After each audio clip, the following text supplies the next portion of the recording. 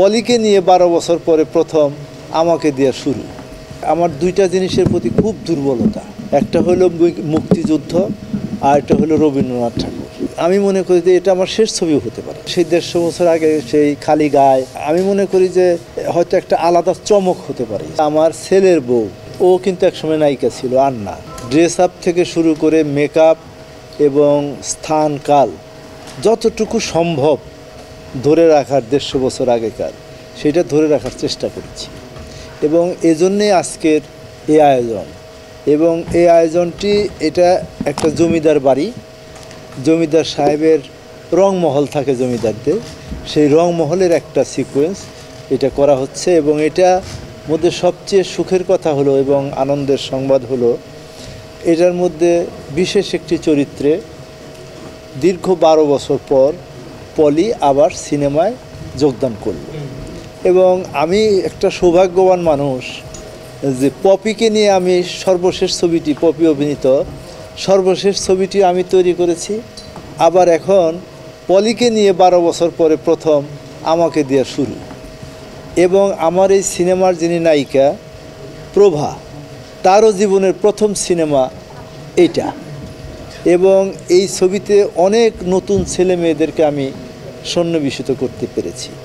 এবং সবচেয়ে মজার ঘটনা হলো, এই গল্পের প্রয়োজনে গ্রামের একটা ভদ্রলোক মধ্যবিত্ত, তার 5টা ছেলে 5টা বউ, এবং 5টা বউয়ের চরিত্রই আমি নিয়েছি একদম নতুন থেকে সবগুলো।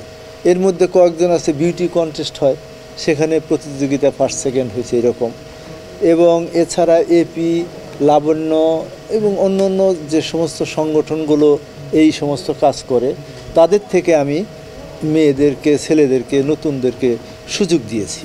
এবং আমি মনে করি যে রবীন্দ্রনাথ ঠাকুরের আমার দুইটা জিনিসের প্রতি খুব দুর্বলতা, একটা হলো মুক্তিযুদ্ধ আর একটা হলো রবীন্দ্রনাথ ঠাকুর। মুক্তিযুদ্ধ আমার অহংকার, এবং রবীন্দ্রনাথ ঠাকুরকে এখনও আমার সর্বাধুনিক মানুষ মনে হয়। এবং সেই দৃষ্টিকোণ থেকে আমি সৌভাগ্যবান যে সরকার আমাকে এই ছবিটি তৈরি করার জন্য অনুদান প্রদান করেছে। এটাই হলো আমার একটা সাফল্যের দিকে। এবং আমি বয়স হয়েছে আমার, আমি 71+। আমি মনে করি যে এটা আমার শেষ ছবিও হতে পারে, আমি জানি না কী হবে।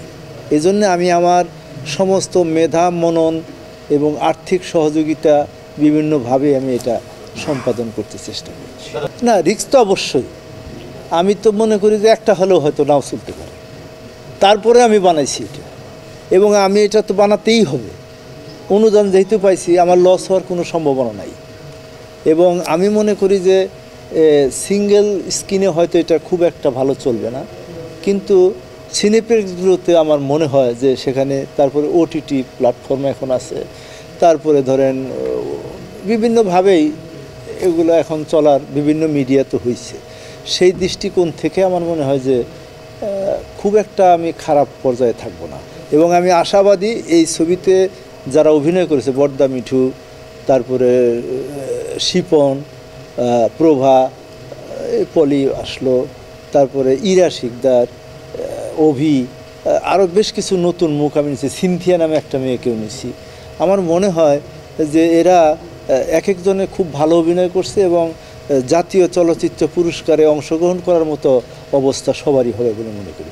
এই ছবির ক্যামেরাম্যান, এই ছবির মিউজিক ডাইরেক্টর শেখ সাদি খান, ক্যামেরাম্যান রিপন রহমান খান, তারপরে ড্রেসের আফরিন এবং সেটের রাজু চৌধুরী। এই যে কতগুলো কম্বিনেশন আমি করতে চেষ্টা করছি, এটা খুব মেলানো খুব কঠিন কাজ, খুবই কঠিন কাজ। প্রভার কিন্তু একটা আলাদা দর্শক আছে, নাটকের তো আছেই, কিন্তু প্রভা এই ছবিতে এক্সিলেন্ট অভিনয় করছে, চিন্তা করা যায় না।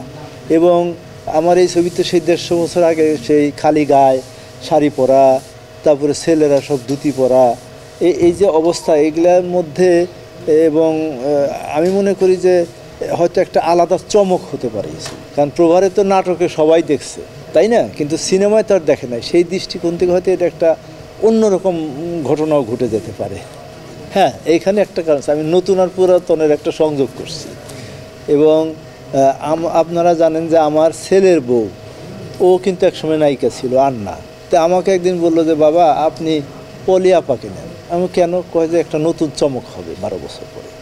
এই জন্যে আমি পলিকে ফোন দিলাম, ও সাথে সাথে এটা অ্যাকসেপ্ট করলো এবং ও খুব কোঅপারেটিভ, সাংঘাতিক এবং খুব সহযোগিতা পরায়ণ, এবং আমি মনে করি যে ওর এটা দিয়ে একটা নতুন শুভযাত্রা শুরু হলো। দেশে দেশে সবার সাথে দ্য নিউজ।